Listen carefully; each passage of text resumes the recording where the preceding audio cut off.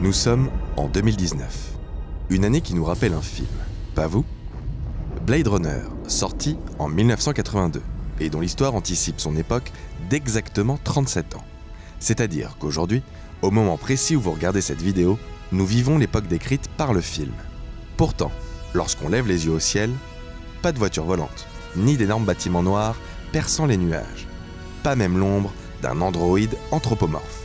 En tout cas, pas de manière aussi convaincante que les réplicants du film. Pourtant, lorsqu'on se penche sur les analyses du film, on constate qu'il est souvent question d'un chef-d'œuvre visionnaire et criant de vérité. Une œuvre culte même. Finalement, s'il y a bien un moment pour se le demander, c'est maintenant. Alors, Blade Runner, pourquoi c'est culte ?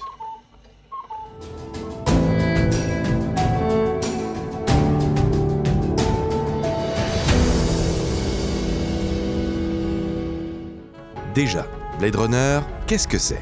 What's this?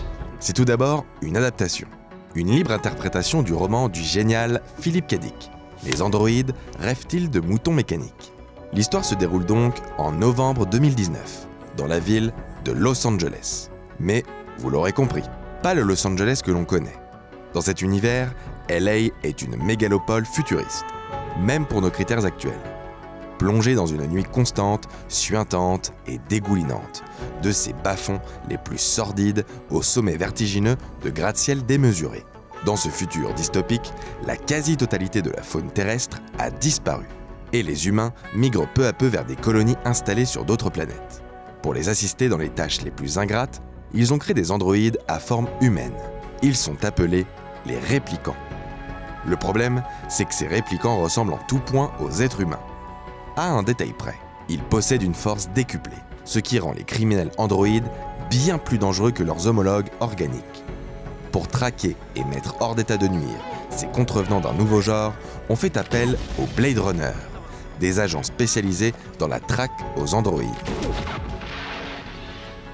Nous suivons donc l'un de ces super flics, Rick Deckard, interprété par un jeune Harrison Ford, qui a pour mission de mettre la main sur un groupe de réplicants particulièrement dangereux. La première chose qui frappe lorsque l'on découvre l'univers de Blade Runner, c'est le détail de ses décors, de ses costumes, son atmosphère sale et nihiliste. Le témoignage d'une vision pessimiste d'un futur en perdition. Le réalisateur Ridley Scott a longuement travaillé sur l'univers du film. Dès les balbutiements du projet, il s'associe à Sid Mead, un designer à la carrière prolifique, notamment pour ce qui est de concevoir des visions des temps futurs. Leurs inspirations sont multiples, et comme souvent chez Ridley Scott, l'influence de l'artiste H.R. Giger est omniprésente. Ce plasticien et designer suisse et le réalisateur britannique font dialoguer leurs arts au cours du développement du projet Dune de 1979.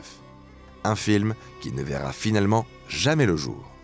Mais l'œuvre de Giger fascine Ridley Scott, qui s'en inspire à de nombreuses reprises et collabore même directement avec l'artiste.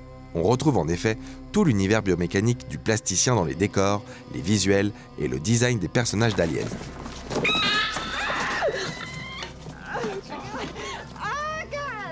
Premier chef-d'œuvre de Scott.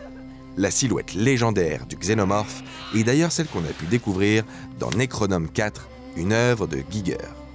On note aussi de nombreuses inspirations piochées dans les œuvres de Moebius, artiste français, et ses publications dans le magazine Métal Hurlant. Des tuyaux recouvrant rues et façades, à la teinte grisâtre d'un monde pollué, rouillé, tombant presque en cendres, jusqu'aux formes phalliques des buildings et des véhicules. Le Los Angeles de 2019, dépeint par le film, est une mégalopole cosmopolite, aux allures tentaculaires où la hauteur vertigineuse des tours ne fait que souligner l'ombre des bas-fonds comme quartier populaire. Alors que les riches et les puissants vivent perchés au-dessus des nuages, le peuple grouille des centaines de mètres plus bas. Les plus pauvres vivent entassés les uns sur les autres, sous une pluie battante qui leur fait courber l'échine. Visuellement, le Los Angeles de Scott présente des similitudes évidentes avec la ville du Metropolis de Fritz Lang. Leur démesure plonge le film dans un aspect expressionniste horrifiant. Tous ces éléments s'assemblent pour dépeindre une toile sombre qui transpire de l'écran par tous ses pores, laissant le spectateur aux prises avec une atmosphère dérangeante. Et c'est là qu'on trouve notre premier élément de réponse. Pourquoi c'est culte ? Grâce à cette vision d'un futur nihiliste et à la création d'un univers incroyablement innovant, qui répond à des codes nouveaux, la Dark SF. Notre 2019 actuel est peut-être visuellement bien loin de l'univers du film. Et pourtant, il est difficile de nier l'évidence. Ce monde et le nôtre ont beaucoup en commun. Regardez. Voice print identification. Your floor number, please. Decker 97. 97, thank you. Ça ne vous rappelle rien? De nombreux instruments et inventions utilisés dans Blade Runner se retrouvent dans notre quotidien.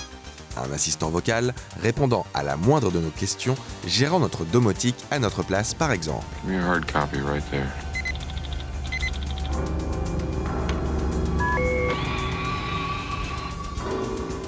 Et parlons d'écologie. Nous n'en sommes pas encore au même point que Descartes et ses contemporains, mais force est de constater que l'urgence écologique à laquelle notre planète est confrontée n'est pas si éloignée des thématiques abordées par le film de Ridley Scott. La pollution, l'épuisement des ressources, le point de non-retour environnemental que nous avons récemment dépassé. Peu à peu, nous dirigeons notre planète vers un monde en crise, à l'image de celui de Blade Runner. Et se pose alors la question de la conquête spatiale. Tandis que cette course aux ressources nous pousse à envisager la colonisation de l'espace, les hommes de Blade Runner sont déjà installés sur des planètes comme Mars. Mais là où Ridley Scott est le plus prescient, c'est dans son anticipation de la puissance des grandes entreprises multinationales, de leur impact sur leur environnement, de l'exubérance du mode de vie des riches et des puissants, du fossé qui se creuse entre les classes sociales, sans oublier le retour des États policiers. Finalement, peut-être que nous ne sommes pas si loin de créer des réplicants à notre image. Les interrogations philosophiques que pose la création de véritables intelligences artificielles sont de fait au cœur du film. Et même si nous n'y sommes pas encore tout à fait confrontés, qui ne s'est jamais imaginé un monde peuplé de machines? Le film pose tout un tas de questions à propos de ce qui différencie les humains des machines. Dans ce monde, les réplicants ne peuvent ressentir aucune forme d'empathie, ni pour les humains, ni pour les animaux, ni même pour leurs congénères. Ce manque de sentiment face à la souffrance d'un autre est d'ailleurs l'unique manière pour les Blade Runner de distinguer un réplicant d'un humain. C'est là qu'intervient le test de Voigtkampf, censé détecter les émotions en analysant les dilatations de la pupille face à certaines situations censées créer un sursaut empathique. Cette différence notable est en tout cas le postulat de départ que le film nous propose. Describe in single words only the good things that come into your mind. About your mother? My mother? Yeah. Let me tell you about my mother. Mais Ridley Scott ne cesse de remettre cette opposition en question tout au long du film. Descartes se lance donc à la poursuite des réplicants fugitifs, tandis qu'on suit le parcours de ces derniers à la recherche de leur créateur. Affublés d'une durée de vie de seulement 4 ans, ces androïdes vont tout faire pour tenter de prolonger le temps qu'il leur reste. Ils pensent que leur créateur est l'unique personne capable de leur offrir une seconde chance pareille. On se surprend alors à prendre en affection ces marionnettes de chair artificielle, désespérés de voir leurs derniers instants s'approcher inexorablement. Cette peur de la mort, de l'inconnu, est une caractéristique bien humaine chez des personnages dont la conception même semble pourtant interdire le moindre sentiment. Le réplicant Roy Batty fait même preuve d'une empathie visible devant la mort de l'un de ses camarades.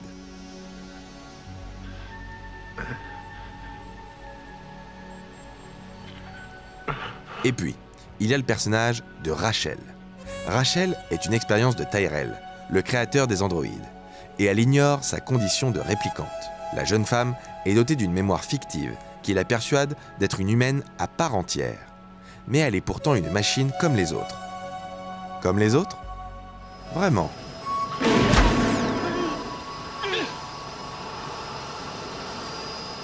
Peut-être pas. En tout cas, pas pour Descartes, qui tombe amoureux d'elle et va même jusqu'à coucher avec. Rachel exprime elle aussi de nombreux sentiments au cours du film. Et l'amour qu'elle éprouve pour Descartes semble être un élément de plus pour questionner la différence entre les humains et les réplicants. I love you. You trust me? I trust you. S'il y a bien une séquence culte dans Blade Runner, c'est sûrement celle-ci. I've seen things you people wouldn't believe. Attack ships on fire off the shoulder of Orion. I watched sea beams glitter in the dark near the 10-house gate. Presque plus populaire que le film lui-même, cette réplique légendaire porte à elle seule toute la terrible poésie du long métrage de 1982. Dans cette scène, qui fait office de climax, le personnage de Roy Batty, qui poursuit Deckard, finit par lui sauver la vie, tandis qu'il accepte sa propre mort dans une réplique déchirante. All those moments will be lost in time. Like tears in rain. Time to die. Pendant toute cette séquence, la fine frontière entre l'humain et l'IA se brouille plus que jamais. C'est une course-poursuite haletante à laquelle on assiste. La proie et le chasseur s'inversent et se renvoient la balle dans une valse macabre à la conclusion tragique. You better get it up. I'm gonna have to kill you. Unless you're alive, you can't play, and if you don't play... La réplique devenue légendaire est depuis devenue une grande source d'inspiration des romans de science-fiction Tears in Rain et River of Blue Fire, a un tatouage dans le film Domino de Tony Scott. Son origine même est la source de mythes et de fantasmes de cinéphiles. D'après le documentaire Dangerous Days Making Blade Runner, c'est l'acteur Rutger Hauer lui-même qui aurait modifié la réplique pour qu'elle devienne celle que nous connaissons. Et d'après ce dernier, il n'aurait modifié que la dernière phrase, les fameuses « larmes dans la pluie ». Un autre élément qui fait que Blade Runner a marqué toute une génération, c'est la question ultime posée par le film. Un mystère qui reste en suspens depuis la sortie de celui-ci. Rick Deckard est-il un répliquant? La question se pose très rapidement dans le film. Pas explicitement, bien sûr. Le personnage mystérieux qu'est Gaff, un autre Blade Runner qui surveille le protagoniste pendant toute l'intrigue, ne semble avoir d'autre dessein que celui d'apporter des preuves que Deckard est un répliquant. L'autre élément avancé par les fans et confirmé par Ridley Scott himself est la présence de cet étrange reflet lumineux dans les yeux des personnages qui seraient des répliquants. Ce petit tour de passe-passe est né d'une question que le réalisateur s'est très rapidement posée en abordant le personnage de Rachel. Comment différencier à l'image les humains des répliquants? Comment donner un indice visuel à cette question lancinante qui traverse le film? Pour cela, Scott s'est inspiré du Léopard de 2001, l'Odyssée de l'espace. Pour reproduire cet effet, l'équipe a donc placé un miroir éclairé par une petite lampe à 45 degrés, positionnée devant la lentille de la caméra. Évidemment, aucune réponse n'est donnée explicitement, et la grande question reste ouverte, laissée à la libre interprétation du spectateur. C'est ce vertige de ne pas savoir, ou plutôt de savoir que l'on ne saura jamais vraiment, qui rend cette œuvre si fascinante. Et même si Ridley Scott a répondu à la question il y a quelques années au détour d'une interview, ce n'est pas sa réponse qui importe, mais celle que chacun se fait. Car si le réalisateur ne donne pas de certitude dans son film, alors il laisse délibérément la voie ouverte à tout type d'interprétation. C'est là le choix central qui est fait dans l'écriture du film. Sa narration peut paraître parfois trop subtile, voire cryptique, notamment pour ce qui est de savoir si le protagoniste est un humain ou non. Mais en vérité, le film laisse le spectateur chercher sa propre réponse. Il existe un niveau de lecture qui repose sur l'interprétation. Voilà l'une des raisons pour lesquelles on parle toujours de ce film, 37 ans plus tard. Et pourtant, à sa sortie, Blade Runner ne rameute pas les foules. Sans être un véritable échec, le film peine à rentrer dans ses frais. Il faut même attendre 2 ressorties de nouvelles versions pour que les recettes engrangées dépassent le budget initial du long métrage. Au sein de la critique, le film divise. Certains le jugent trop long, trop lent, trop plat. D'autres encensent ses qualités narratives, ses effets spéciaux et sa mise en scène. Mais il faut attendre de longues années pour que le film de Ridley Scott finisse par véritablement rencontrer le succès. Respectivement sortis en 1992 et 2007, les Director's Cut et le Final Cut insuffle une nouvelle jeunesse au film qui s'impose peu à peu comme une pierre angulaire du cinéma de science-fiction d'auteur. C'est d'abord une communauté geek que Scott parvient à toucher.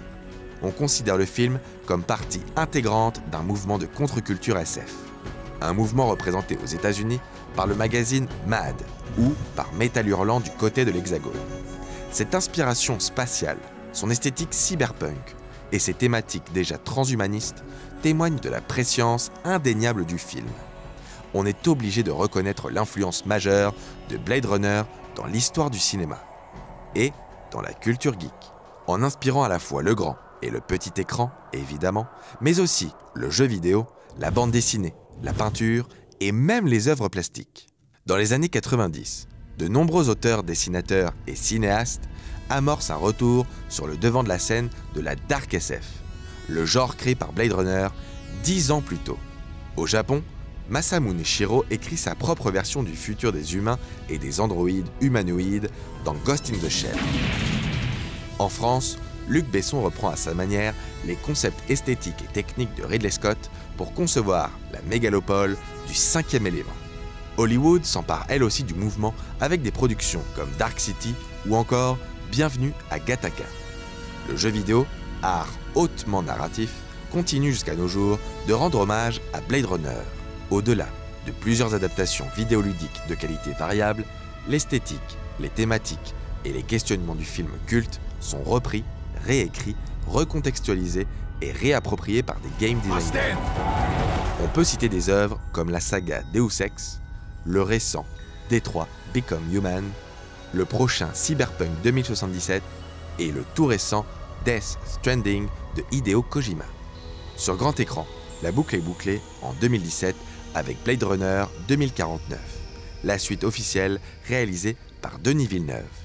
À travers tous les arts, la vision tech-noire des créateurs de Blade Runner a laissé une marque indélébile.